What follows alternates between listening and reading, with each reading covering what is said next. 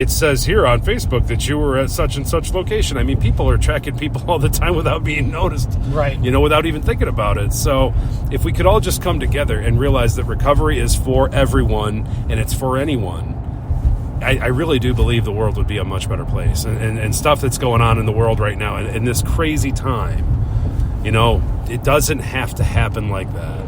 It really doesn't. Like you touched on something that's very true. There's not a person on this planet that hasn't dealt with some kind of trauma. Now, depending on where their mental status is, like how stable, some people can just bounce from trauma to trauma and deal with it and move on. Mm-hmm. Like I have an amazing friend who is my brother named John in Arizona. And when I first saw John handling problems, it just seemed like he would just bounce from one to the other and just roll it off. Mm-hmm. And John's motto to me at the time was, if you're not the bigger, better person, you're the lower, worse person. Wow. Ouch. Right? There's a lot of truth to that, right? though. And, I never forgot that because, especially in recovery, there are times where, my temper is tested. You know what I mean? I can only take so much. If you're having a really bad few days, your emotional inventory is going to be a little bit low. But that quote always comes in my head because I know if I lash out, I have to go on an apology tour. I'm going to have to explain to my supervisors what happened. It just adds more bad stuff. It's an unhealthy choice that I make, which will produce unhealthy options. Now, if I take the high road and be like, listen, I'm just going to talk to you tomorrow. This is getting a little bit too heavy. And that's it. That's done until tomorrow. So I do feel like good and bad, right or wrong, does not come into play when it comes to people or it comes to recovery. The bottom line, and if everyone looked at it this way, I feel like there'd be a lot more resources than there are. It's healthy versus unhealthy.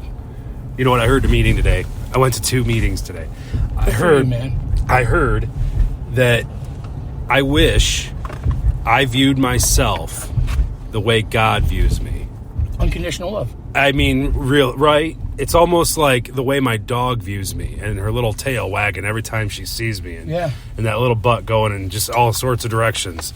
I love it when I get home and see you. Just he's good for daddy, And I thought, wow, if the whole world viewed each other the way that God views us individually, wow. There would be no more war. There'd be no more famine. There'd be no more, I'm better than you. And it'd be, so what? Let me help you. Let me lift you up and get you back on your feet. And it's not necessarily just recovery of alcohol and drugs. When I said everybody belongs in some form of recovery, the statistic out there of women that are sexually abused, I think is 1 in 3. 1 in 3. That is ridiculous. And you know what? If we haven't done it, we know somebody who's experienced it. Absolutely. And we also know some guy that's bragged about it. Right. And you know what? In my using, I'm not going to say that I wasn't that asshole sometimes. I definitely used sex as a way to get what I wanted or to manipulate or to use somebody. And that is just sick and wrong. And that is part of the symptom of using the drink or the drug. See, for me, it was different. When I was in active addiction, my post-traumatic was triggered automatically. So, I was constantly in fight or flight mode, which is why I got angry so much, because I never felt like I had a break. I was always head on a swivel, always looking around, always, getting into arguments. I remember reading when I was locked up. I remember reading this book. And I said this to someone the other day, I can't remember who it was, but it says, when you die, you will be judged in front of the pearly gates. And you will be introduced to the person that you could have been. And you stand face to face with this person. And I'm not going to try and sound egotistical, but I feel like I've become that person. And if that person is better than I am, I doubt it. Because... Well, you haven't met him yet. Well, it's me. But it's not you. Yes, it is. You haven't become the full you yet. You're not dead. But I am the full me. Not yet. Yes, I am. I'm full, dude. Completely full. I don't know about you, but I could go for a pizza. See, I knew you were going to say something like that. No, but what I mean is, you still have the potential to hit being that person. You could still become that person. whether it was who you were supposed to be or anything like that. I think that I see where you're going, but I prefer the meme that said, what did it say? It wasn't a meme. Don't discredit it. No, mine is a meme. I'm quoting a Okay, meme. What did it say? It said, oh, crap. Now I can't remember it. Thank you so much for that. Hey, I problem, lost brother. it. Hey, it's what I'm here for. Oh, came back you over. are not powerful enough to destroy God's plan for you, my No. beautiful friend, or something like that. Anyways, I prefer that version rather than the I haven't become the person I'm going to be somebody else.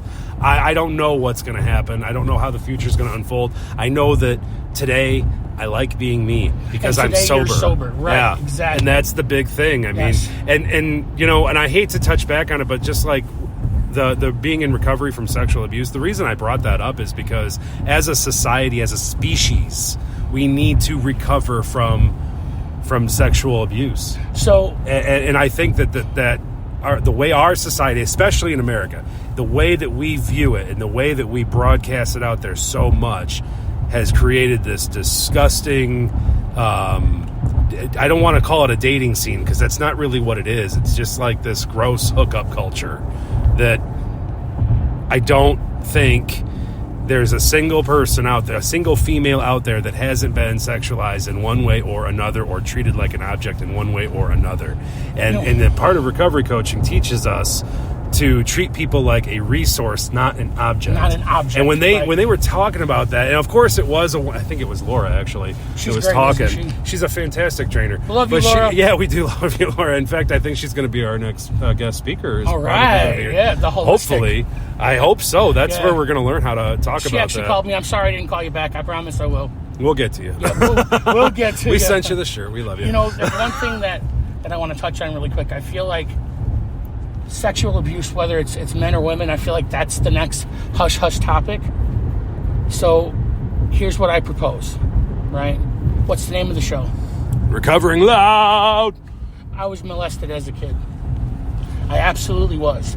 And it did define me for many years sexually. It defined me personally. I didn't have any confidence. I was afraid of the dark. I think I was like 16. But it was only until I got the gift of addiction and then the blessing of recovery to really deal with that and be okay with what happened. And that's why I feel like people are blessed when they're addicts and they come into recovery, because all the darkness gets flooded out with light.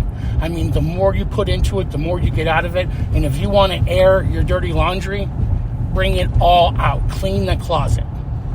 You know what I mean? And I'm grateful that I'm somebody in recovery and that I was an addict, because it helped my entire life. And that goes back to what you were talking about every type of abuse, right? Every type, you know, from gambling to sexual abuse to, you know, drug abuse, alcohol abuse, like anything, sex abuse. I think I said that twice. I didn't mean to say it twice. As far as trauma goes, it could be, and I'm not saying this is what it is, but if you stepped on a twig wrong and it scared the shit out of you and it affected your life, it doesn't matter what it was. It's trauma. It's that if you acknowledge that you need to recover from it, everybody could be on the same plane of Right. recovery and understand that your recovery looks different than my recovery, just like your favorite color is different than my favorite color, or your favorite dish is different than my dish. But at the end of the day, we just want to make a healthier, better choice and improve ourselves. Exactly. You said it. I love it. Healthier, better choice. I like that, because the word healthier was first. Because I think we've said it before. Like, I personally have met some of the greatest people on the planet in recovery. Oh, yeah. Some people with like long time prison sentences. Some people who robbed. Hardest pass. Right. Oh my and goodness. Like, you can tell when you're in their presence that they have a story. I mean, it radiates off of them, and it makes their recovery look even healthier, because you know they put in work to get where they're at, you know? Like your friend Jim, right? 30 years. Yeah, tomorrow. Huge Shout out to Jim, bro. I love Dude, you, brother. Love you, dude. You're awesome. 30 years. So proud of you.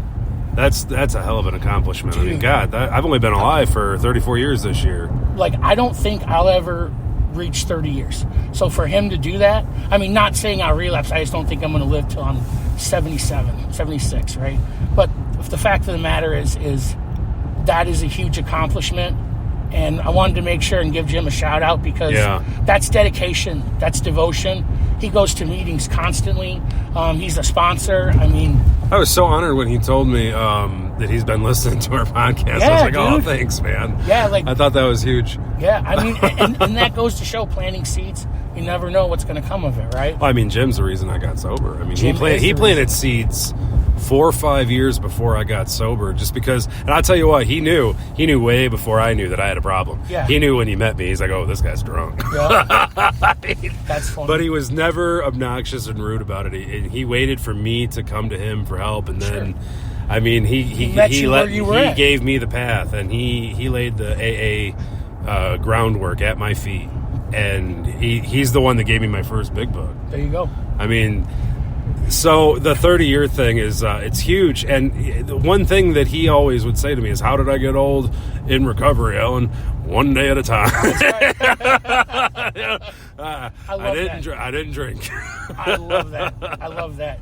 Jim, we love you. We'd love to have you on the show one day. He actually was talking about that today. Dude, he said he would love to be a guest. He is welcome on our like, show. Let's make it man. happen. Because that guy, I mean, like, you have to respect the number. I mean, 3 decades. He is a raunchy feller, though. You know, he's definitely a Texan. And he did it the straight, old I'm just school gonna sweat way. it out. Yeah. You know, and like, I do feel like I give more respect to people who have recovered from alcoholism because it's everywhere. And for me, opiates is not everywhere.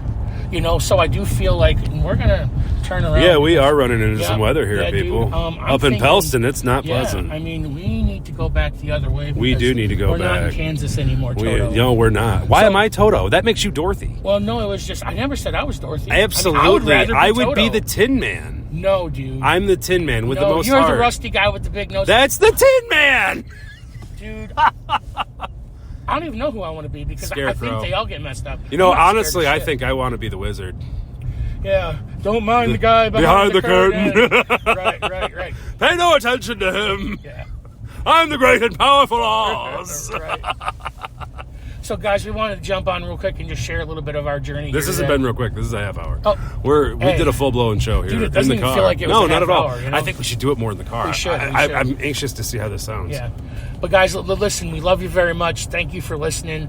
If you want to be a guest on the show, you know, reach out, leave a comment. Other than that, we're going to get through this blizzard, and we will talk to you later. I love you guys. This is Recovering Loud.